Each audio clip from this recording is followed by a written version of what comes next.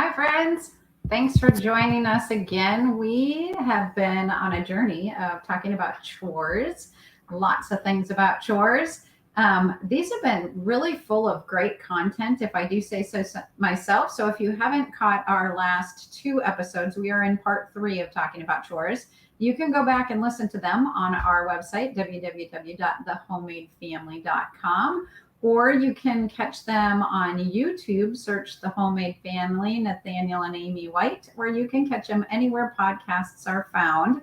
Just search for Insight Now and look for Nathaniel and Amy White, The Homemade Family.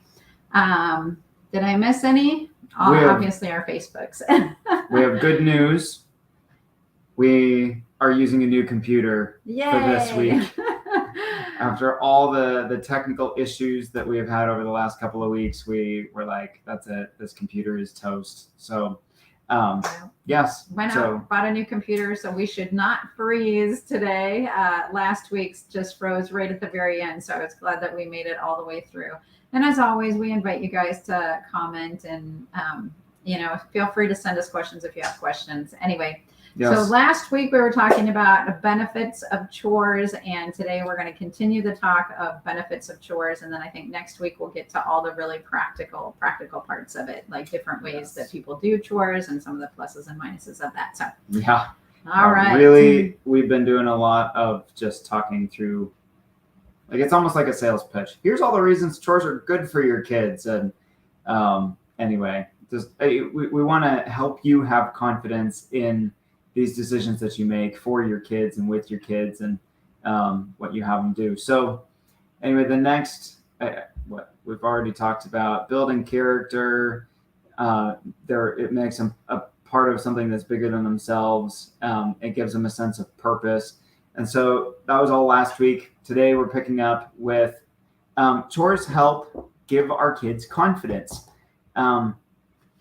There's a lot of ways that it helps give our kids confidence, and I think probably in more ways than we're going to cover today. But first of all, what we're going to cover today is just to simply say that chores help give our kids confidence because they give them a knowledge, they give them a skill, and they give them a sense of, I'm good at this.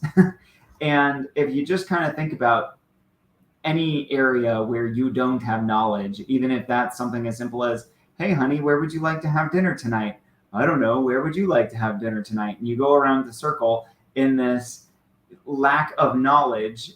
Any place where we don't have knowledge, we don't have confidence. I need to repair this in my home, but I don't know how. Anything like that. If we don't have knowledge, we don't have confidence. But the converse of that is, if we do have knowledge, we grow in confidence. But that's kind of stage one. Stage two is, I don't just have knowledge, I also have skills. And so, when it comes to chores, it's like, okay, I know that the dishes need to be done, but now I have learned how to do it. I know that the meals need to be made, but now I have learned how to do it. I don't just know what a cup is and what a teaspoon is and what a gallon is. And, I don't just understand measurements. I don't just know how to read a recipe. I don't just know how to turn the oven on and set the right temperature for it. Now I also have the skills to do all of those things. So there's knowledge, there's skills, and then there's proficiency. And I think all of us understand the first time you do something, you're probably not very good at it. But over time and repetition, you become good at something. And again, literally anything that you are good at gives you some level of confidence. When I think about my boys and their proficiency at playing Minecraft, even that gives them a certain level of confidence. I know what I'm talking about. I am able to do this, and I'm able to do it actually pretty well. All of those things give them some level of confidence, and confidence is massively important when we're talking about, again, the big picture of what we're doing in raising kids to become adults who are in part confident. They're more than just confident, but obviously we want confidence as part of our kids' lives when they're grown up. That's great. Building skills. No one is good at something the first time they try it. So this is for sure, like as you're training toddlers to do the work, that they're going to make mistakes. They're going to probably make more mess than they clean when they're little. And as they grow older, you're going to, again, just be adding new skills to their list, more chores to how many chores they do. But the good news is that in our own homes, this is a really safe place for them to try and to fail, and then to learn how to overcome, to not quit or back down, but to keep working until they learn how to master the skill. And as we respond correctly and coming alongside them and doing the teaching and training with them, this is actually going to help build confidence in their ability to try new things outside the home, to fail, and then to get back up and to keep doing it better. So there's this process of skill building and a safe environment where it's safe to fail, to make mistakes, to learn and to grow, that'll actually translate then into other areas of their life as they go out and do that. We have a saying in our house that mistakes are part of learning. Progress, we celebrate progress, not perfection, and that failure isn't fatal. And this is true in life, even in how you clean a toilet. Right. They're not going to have all the skills to begin with, but as we teach and train them as they fail, then this also teaches them how to go back and to look at detail later. Like, did I do this well enough? Is this up to standard and stuff like that? So yeah. So I just want to reinforce that. Did you hear what Amy just said? This actually isn't all just about chores. This isn't just about the nuts and bolts, you got a job done, though that's going to come a little bit later this afternoon in what we have to say, because that is a benefit of having your kids doing chores, is the work gets done.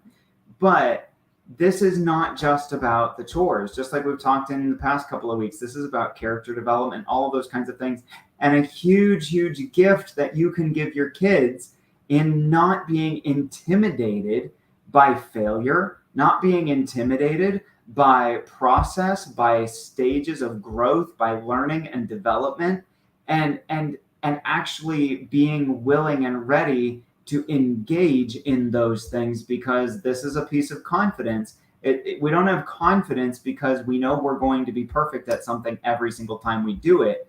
We have confidence in something brand new because we have confidence in our ability to learn how to do it well.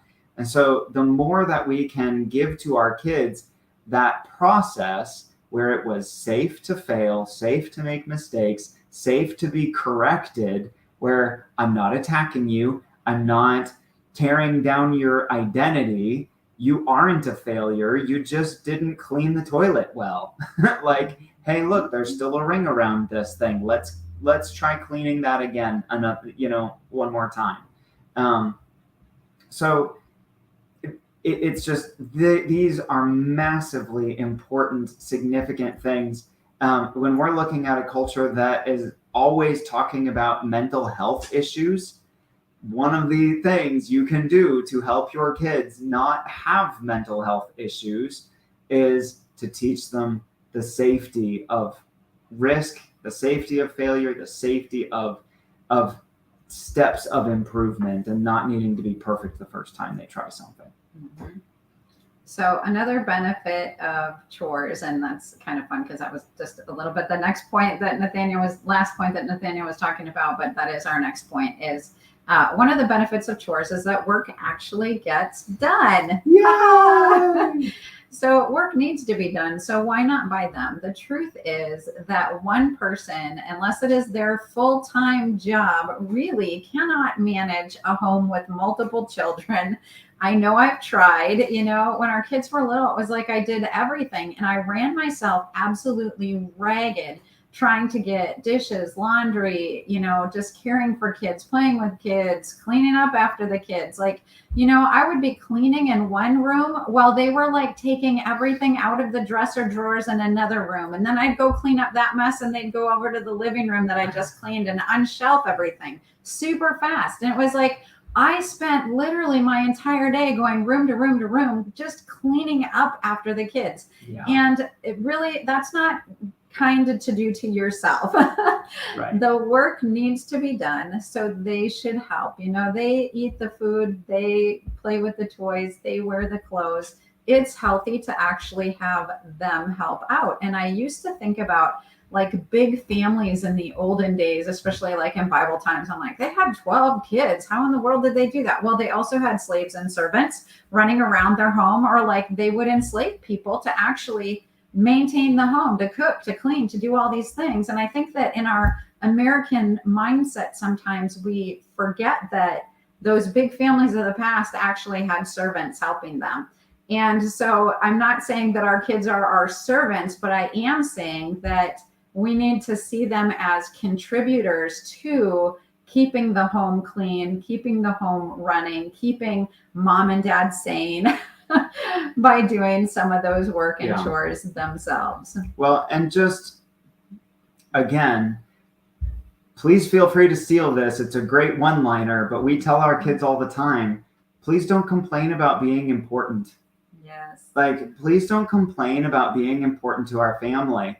It's not just like, again, listen, these jobs are not just static items on a to-do list. They are meaningful contributions to family. And so this is your kid's opportunity to make a difference. I know we talked about this last week because we were talking about having a purpose and all of those kinds of things, but I just want to reinforce this because my heart in this is just to really hammer home that this is a gift you're giving your kids by engaging with them and bringing them into this process of doing chores and having responsibilities and all of those kinds of things. That this is, you get to do something that makes a difference for us in this family. That's huge. What, you're 5 and you're making a difference in my life? I mean, do you know, like, you are the world to your kids. And if they can actually give you a gift that makes a difference, that moves the needle in your life, or, hey, you know what? I would love to play with you. I would love to spend this time doing this thing with you that you want to do, but I've got to do this first. But if you help me with it, we can get done with it sooner. Like, we can get done with it sooner, and then I can come be part of this that you want to do. You want to play house? You want to play with Barbies? You want to build Legos? Help me with this, and then let's go do that. And so you can develop this partnership, and hey, guess what? Now you're building relationship. So all of these things come on the side when just simply something needs done, and you're getting it done together. Awesome. All right. I like this one. It gives them a sense of ownership and pride. This is something that we can help cultivate in our kids. And I'm going to share a story. Zach says, although set them up for success now. Yes. Thank you, Zach. That is right. We're setting them up now for success. Absolutely. Absolutely. The sense of pride and ownership. So a neighbor had reached out, asked if my son could go mow her yard. We sent him over to do that, but she said, it's really long, so raise the mower deck because I don't want it to look like a hay field, like mowed hay in my yard. All the clippings. So my son went, he mowed the yard, and sure enough, I had forgot to tell him to raise the mower deck. And I asked him, I was like, oh, did you think to raise the mower deck, or does it look like a hay field over there? And he goes, oh, no, I didn't do it. It looks like a hay field. I was like, well, we need to clean up our mess because we didn't do the job that we had agreed that we would do. I mean, we did the job, but we didn't do it to a high enough level or standard. And so I grabbed all the kids in our family because, if many hands make light work. Of us go work at this, many hands make light work. This is what Nathaniel was talking about, that doing it together. But as we went over and we did this, and the kids are like, why do I have to do this? I said, because we are a family who stands behind our work. We take pride in the job that we do, and we are going to own this. We're going to own our mistake. We're going to own the mess. We're going to clean this up. But we're also going to say that, one verse that we really drive into our kids is a good name is to be chosen rather than great riches. And I said, your reputation will precede you. And if you have the reputation that you do the job well, and if it's not done well, that you come back and you stand behind your work and you fix it, then that's actually going to go before you and pave the way into your future that you are trustworthy to do this. And so as we do chores with the kids, we can really draw this parallel and give them that sense of pride over a job well done. And when we were done with that job, we actually took a picture, sitting behind 7 or 8 huge trash bags. But it was like, let's celebrate this moment. It was such a mess, and we did this and we did it well. And they felt that ownership. They felt that pride of doing the job well. Yeah. And in fact, Proverbs doesn't just say a good name is to be chosen rather than great riches. It also says, do you see a man who is skilled in his work? He will stand before kings. He will not stand before obscure men. And so there is something, again, like Zach's saying, set them up for success. Like, so many of us could go on for hours telling stories of times where we were under an obscure man as a manager, or an obscure woman as a manager, a person who didn't know their business and didn't know their job, didn't know what they were doing, where we were so frustrated because we weren't set up for success simply because of who we had to work under. And like, you want to save your kids from that, teach them skills, teach them to guard the work that they do, because their name rests on the work that they do, just like Amy said. So, and,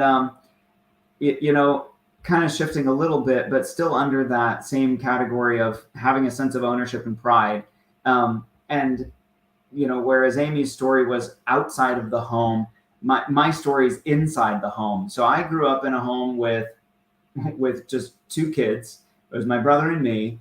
I was the only not firstborn in my home. So there was like a high standard of, we do things this way, we do it right, we do it well. There were rules of what you did and didn't do in the home. And those were just always the rules. And I didn't, I'm sure my parents tried to teach me the reasons for the why in the rules. Like, yeah, it's so that we take good care of our furniture or whatever else, the rule was. But I didn't remember all of those things, or didn't know it was as important as it actually is. So fast forward to us having our 5 little kids, and, things like don't stand on the couch cushions, or don't jump off the couch, or even don't wrestle on the couch. These kinds of things just didn't seem like battles to fight at that age and stage of our kids' lives. There were so many other things that felt more important to me, to us, whatever.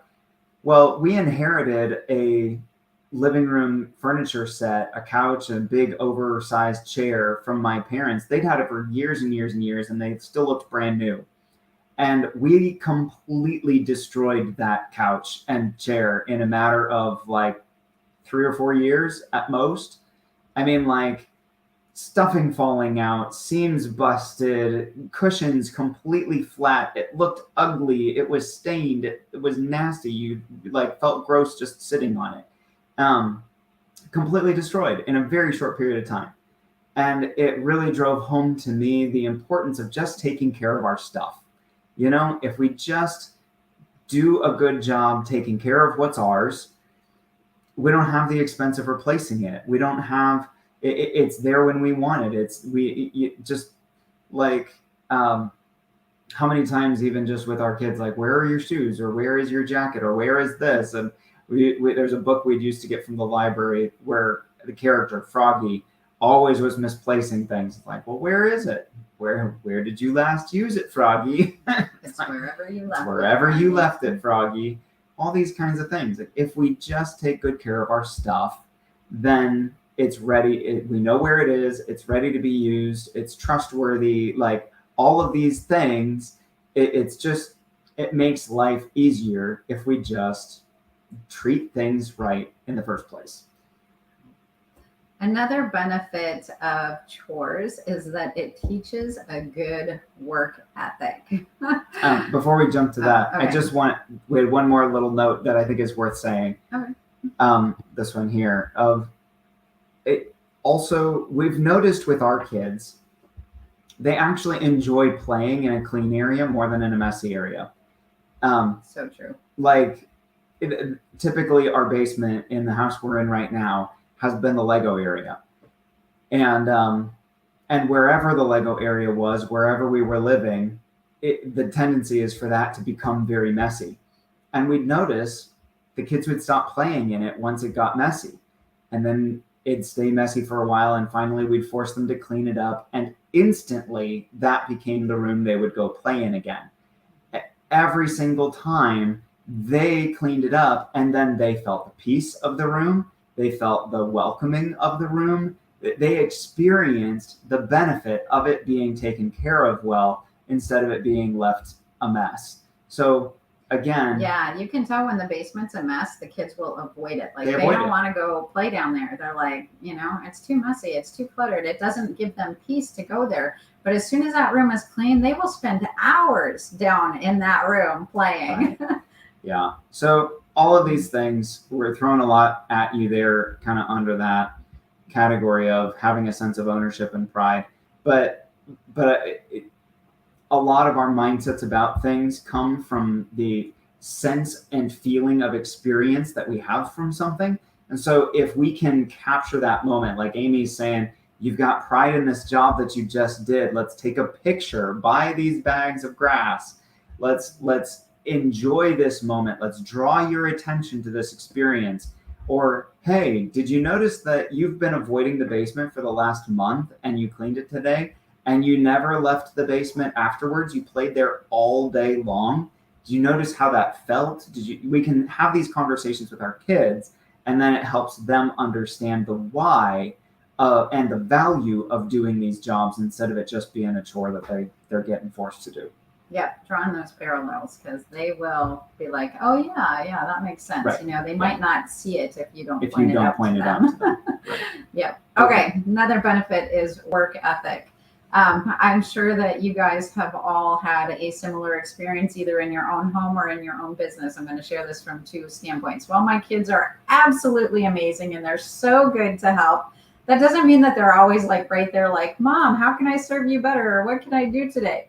For Our work, daughter's actually becoming pretty decent at that. She's really good at that. Our son's not so much yet. But there's a lot of times that I am like working in the kitchen, trying to get dinner on the table after I've been working a full day, and the kids are like in the living room on their phones, or everybody's TV. on a screen, or they're like, hey, what time's dinner? And I'm like, how about a better question is, what can I do to help get dinner on the table instead of what time is dinner?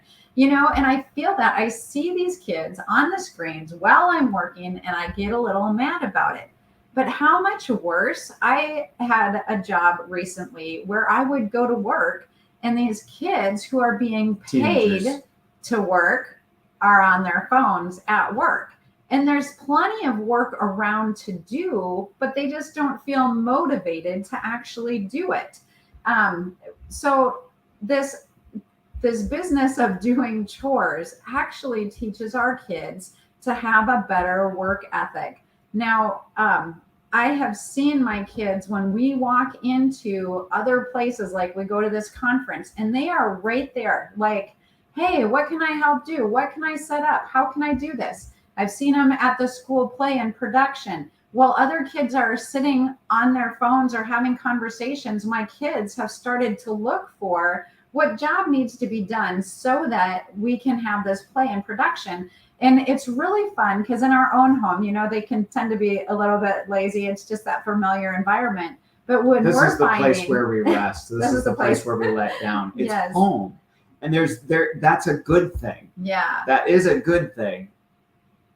But we also are training them to engage and be helpful and not complain about being important. Be good employees for other people. And we are really seeing them shine. Like, I'm even blown away sometimes when we come into these situations where there's big events or other things going on, and our kids are looking and they are right there volunteering and helping and doing the jobs, the setup, the cleanup, the tear down, all these things. And I just love seeing the fruit of that and knowing that it's because we've kind of trained them in how to do chores and how to better an environment and leaving it better than we found it and things like that. So work and all of that ethic again comes down to having the confidence to engage. If you don't have confidence, you're going to have this this temerity, this hesitancy to engage with those things that need to be done. But if you have confidence and you have knowledge and you have skills, then it's like, hey, I can step in. And guess what happens when you step in? All of a sudden, you're connecting with the people who are in charge because they're the ones saying that things need to be done and they're the ones putting the event on. And now you're all of a sudden building relationship with leaders and you're standing before kings, not before obscure men. Do you see how that happens? All because we taught chores. Yes. There was something I was going to add in there, but I can't remember at the moment. Something Amy was saying that I just want to touch on. We were talking, she was saying something about looking for the things that need to be done.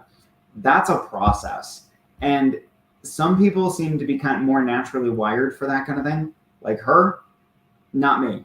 We've told this story so many times, but it's a funny story of years ago. I was trying to get one of our kids dressed. The pile of laundry had been on our bed, had been in the laundry basket, out of the laundry basket, in the laundry basket, out of the laundry basket, dumped out on our bed and then put away. We're like, we'll fold it at the end of the day if it's on the bed. We didn't. We'd shove it back in the basket, put it on the floor, dump it out again the next day. Day after day after day. Went on for a few days. And one day I went to go find clothes for one of our kids and couldn't find them and went into the living room to ask Amy, hey, do you know where that basket of laundry went? And she looks at me like, what's wrong with you? And I'm like, what? She's like, you're standing in the middle of the pile. And I looked down on the floor in the middle of the living room and lo and behold, there was the laundry everywhere. I genuinely didn't see the job that needed done. It's something that I have had to work at, and it's something that your kids will have to learn as well. And so it can take a long time to teach our kids to notice when we're working and they're not, like, hey, it's dinner time and you're watching TV. That can take a long time. It can take a longer time to get them to just see the work that does need to be done without being told it needs to be done or told to do it. So anyway, articulating that. Yeah. I think the last point on work ethic that I was going to make was that, money doesn't come for free. Nothing just happens all by itself. Like, every part of life takes a measure of labor to make that happen. And so it gives them really this value for what effort somebody put into having something, into doing something. Yeah. On the same note with work ethic and all the things with chores, I just want to remind you guys, like, life isn't just about work and chores. And it might sound like we drive our kids into the ground, no, not at all. This is, we make sure that we have fun, that we do connect, that we have days of rest. In fact, it's kind of funny, a couple weeks ago, you're a pastor's kid when this is the card you pull on your parents when you don't want to work. So it was a Saturday and I had asked the kids, I wanted the upstairs cleaned before they went off to play. And my youngest, my 8-year-old, started crying and he said, but it's a day of rest. The Bible tells us we have to have a day of rest. And I said, yes, honey, that will be on Sunday, but today is Saturday. So you're actually still going to have to clean your bedroom today. And by the way, it's summertime and you're not doing school. So pretty much you're not working 6 days a week to get the day of rest. Like, all your days of the week are restful. So, So do please make sure that you have a day of rest, and so do your kids, and Yeah. make sure that there is plenty of time for fun and laughter, and when they are not to-do lists. But also know that when the to-do lists are there, please, please, please invite your kids into them, and then teach and train them in all these amazing benefits of chores. Yeah. So just to forecast into next week, we're going to actually get into the practical stuff. What chores can be helpful at what ages, and how do you know when kids are ready for this, that, or the other thing? And Do you pay? and Do you not pay? Do you not pay? All of those kinds of more practical questions. We'll go after those next week. But for now, thanks for joining us as we talk about this amazing, exciting topic of chores. Yeah. Catch you next week. Bye-bye, guys. Bye.